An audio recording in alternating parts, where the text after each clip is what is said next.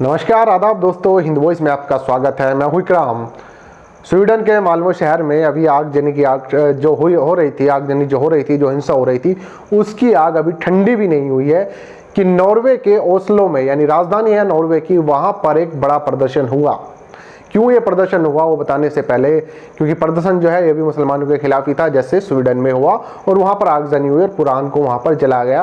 ठीक उस तरह के हालात यहाँ पर भी बने और इसी तरह का एक कार्यक्रम यहाँ पर भी आयोजित हुआ। तो पूरी खबर क्या है उस पर आगे जाने से पहले, आपको बताने से पहले थोड़ी सी अपील है मेरी आपसे कि अगर अभी तक आपने हमारा चैनल सब्सक्राइब नहीं किया तो हिंद वॉइस को सब्सक्राइब जरूर करें, थोड़ा शेयर भी कीजिए, दूसरे भी थोड़ा शेयर कराइए और सब्सक्राइब कराइए, क्योंकि आप सब्सक्राइब करेंगे यही हमारी ताकत है, हिम्मत है। इसी के चलते हम आगे बढ़ते हैं और अच्छा काम करने की कोशिश करते हैं और काफी टाइम से करते आ रहे हैं। देखिए, समाचार एजेंसी डीपीए की रिपोर्ट के अनुसार जो नॉर्वे की राजधानी है ओस्लो शहर, यहाँ पर एक कार्यक्रम का आयोजित हुआ। कार्यक्रम या मैं कहूँ कि एक प्रदर्शन का आयोजित हुआ। स्टॉप इस्लामाइजेशन ऑफ नॉर्वे, ये एक संस्था थी SIAN, जिसने इस पूरे प्रदर्शन का आयोजन किया और इसमें बहुत सारे लोगों ने सड़कों पर उतरकर और मुसलमानों के खिलाफ प्रदर्शन किया। एक महिला ने तो आकर इतनी ज्यादा हरकत की, और वैसे भी वो अपने बयानबाजी के लिए वहां जानी जाती है, बड़ा नाम है उसका वहां पर। तो उसने क्या किया, उसने भी कुरान की प्रतियां के और फाड़ी और कुछ पन्ने फाड़ डाले, जिसको लेकर वहां सड़कों पर कुछ लोगों ने उनके ऊपर अंडे फेंक दिए। यानी हालात बिल्कुल उसी तरह के हुए जिस तरह के स्वीडन में हुए थे। स्वीडन की आग अभी ठंडी भी नहीं हुई है कि ये जो नॉर्वे देश है बड़ा ठंडा माना जाता है, बड़ा खूबसूरत देश है, लोग दुनिया भर से वहां घूमने जाते हैं। तो यहाँ पर ओस्लो में, इसकी राजधानी जो है, वहां पर ये प्रदर्शन हुआ।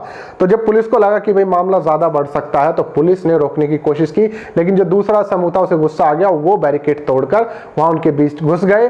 तो उसके बाद पुलिस ने वहां पर आंसू गोले छोड़े, बहुत सारे लोगों की गिरफ्तारी की और मामले को किसी तरह शांत किया और इस कार्यक्रम को रुकवाया। ये ज्यादातर लोग ड्रम इनके हाथ में था, नारेबाजी कर रहे थे और कह रहे थे हमें जातिवाद यहाँ पर बिल्कुल नहीं चाहिए, हमें जातिवाद की बातें करने वाला यहाँ पर नहीं चाहिए। क्योंकि ज्यादातर जो आसपास के देश है यहाँ पर एथिस्ट लोग ज्यादा है, नास्तिक लोग ज्यादा हैं, या फिर क्रिश्चियन कम्युनिटी के लोग ज्यादा हैं। तो यहाँ पर इन लोगों को फिलहाल जो गुस्सा है वो इस्लाम के खिलाफ और मुसलमानों के खिलाफ वो उभर कर सामने आ रहा है, जिसकी शुरुआत हुई स्वीडन में, और स्वीडन में उस शख्स की जो जाना जाता है अपनी बयानबाजी के लिए।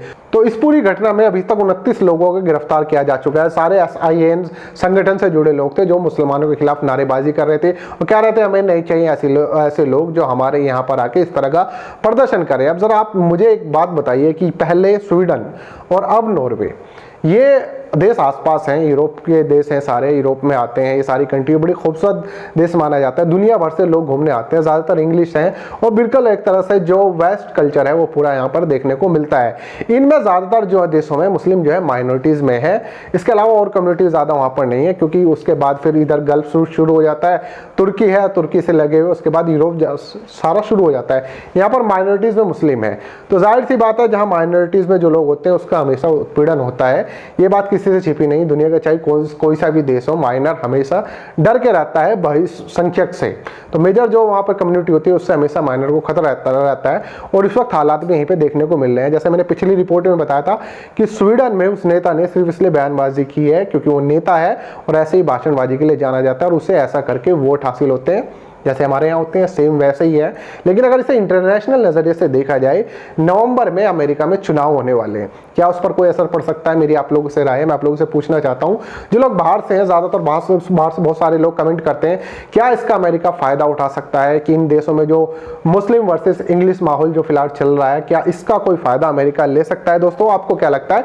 मैं इस पर पूरी बात करने के लिए हमारे मोहम्मद अहमद काजमी जो है, जो इंटरनेशनल नजरिया रखते हैं बहुत ज्यादा, मीडिया स्टार वर्ल्ड जो चलाते हैं, हमारे चैनल पर भी हफ्ते में 2 प्रोग्राम उनके आते हैं, उनसे जरूर हम इस मसले पर बात करेंगे कि क्या इसका असर अमेरिका के चुनाव पर पड़ेगा या नहीं पड़ेगा। डोनाल्ड ट्रंप इसका फायदा उठा सकते हैं या कोई और पार्टी जो अमेरिका की है वो इसका फायदा उठा सकते हैं, या आसपास इन देशों में चुनाव होने वाले हैं, ऐसा क्या माहौल बन रहा है कि यूरोप में ये जो घटनाएं शुरू हुई हैं, पहले स्वीडन में फिर नॉर्वे में, तो ये सिलसिला आगे बढ़ेगा या रुकेगा, इस पर पूरी बात रखेंगे, पूरी रिपोर्ट रखेंगे। फिलहाल के लिए आप लोगों से मैं बस मेरी यही राय है कि आप लोग राय दे सकते हैं, जो लोग वहां से देख रहे हैं वो जरूर कमेंट कीजिएगा। तो आपसे अगले अपडेट में मुलाकात होगी। बाकी खबर देखते रहे, चैनल को सब्सक्राइब कीजिए और हिंद वॉइस को ज्यादा से ज्यादा शेयर कीजिए।